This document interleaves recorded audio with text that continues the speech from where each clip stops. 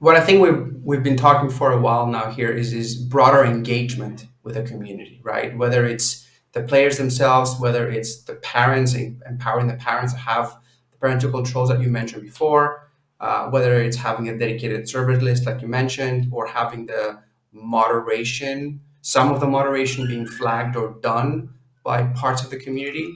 Um, it's the overall engagement seems to be quite an important strategy for companies if they want to be successful and if they want to create a game larger than life or a community larger than life.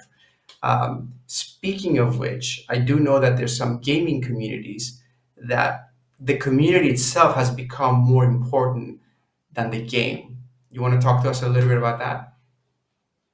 Yes, absolutely. And I think you're fully spot on there. The gaming community is indeed becoming more important than the game itself in some cases, right? Of course, gamers still want to find a game that they're passionate about and that they enjoy playing.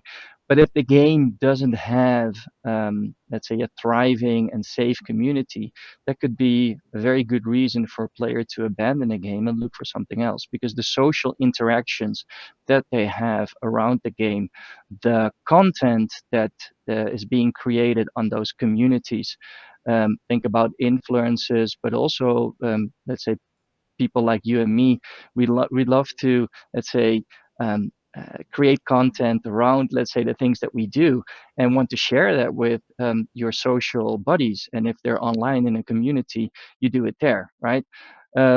Also, the player feedback is becoming increasingly important in communities. Players share things that are not being shared, perhaps, with the publisher directly during or throughout, let's say, normal support channels.